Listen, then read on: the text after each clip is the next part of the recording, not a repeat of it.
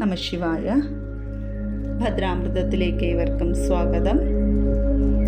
ശ്രീ മഹാഭദ്രകാളി സഹസ്രനാമ സ്തോത്രത്തിൻ്റെ 10 ഭാഗങ്ങളിലായിട്ട് വരുന്ന നാമങ്ങളാണ് നാം ഇതുവരെ വിവരിച്ചത്.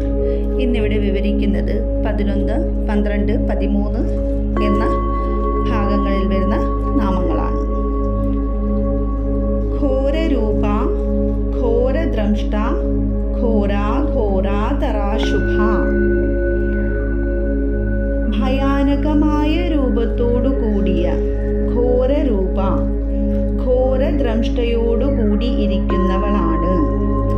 ഘോരൻ എന്നാൽ ശിവൻ, ഘോരഘോരതരൻ എന്നാൽ ശിവസ്ഥിതിയെ അഥവാ ശിവമെന്ന ശക്തിയുടെ പരമാവസ്ഥയെ സൂചിപ്പിക്കുന്നു.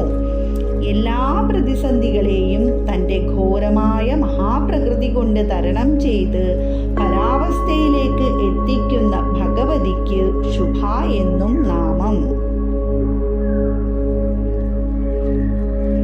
മഹാദ്രംഷ്ട്ര, മഹാമായ, സുധതി, യുഗദന്ധുര.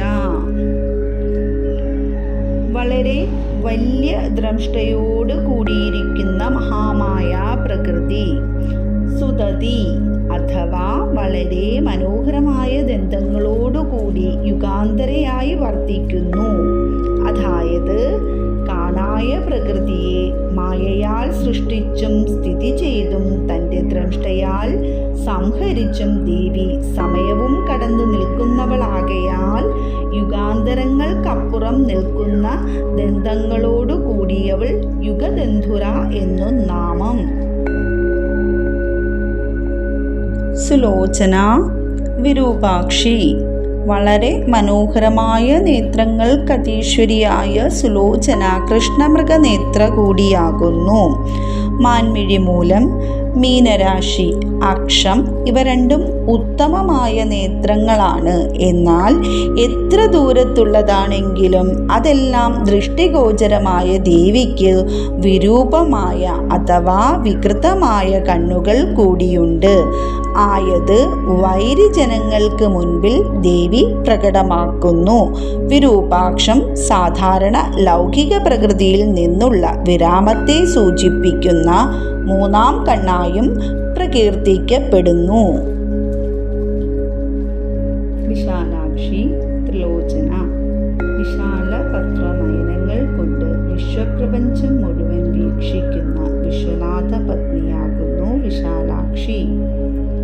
മാ അന്നപൂർണ, മാ കാശി, ഭവാനി മണികർണിക, മാ കർണകോടി, ലോകപാവിനി, ശവമാലിക, ദക്ഷിണേശ്വരി, ഭവതാരിണി എന്നെല്ലാം അറിയപ്പെടുന്നത് വിശാലാക്ഷിയെ തന്നെയാണ്. മധുരയിൽ മീനാക്ഷിയായവൾ കാഞ്ചിയിൽ കാമാക്ഷിയും കാശിയിൽ വിശാലാക്ഷിയുമായി. കാശി വിശ്വനാഥ നഗരത്തിൻ്റെ മാതാവായിരിക്കുന്ന ദേവി കാണായ വിശ്വപ്രപഞ്ചത്തിന് തന്നെ നേത്രമായി ഭഗവതിയിൽ സുപ്രതിഷ്ഠ നേടിയ ഭക്തന്മാർക്ക് ത്രിനേത്രയാകുന്നു. ഭഗവതിയുടെ 3ാമത് നേത്രം മഹാമായ പ്രകൃതിയിൽ നിന്നുള്ള വിമോചനം ആകുന്നു. ഭഗവതിയുടെ അന്തകനേത്രമായ ഭ്രൂകടാക്ഷം കൊണ്ട് വിശ്വപ്രപഞ്ചം തന്നെ സാധകനിൽ തിരോധാനം ചെയ്തു ത്രിപുരം കടന്ന് അനുഗ്രഹമാകുന്നു.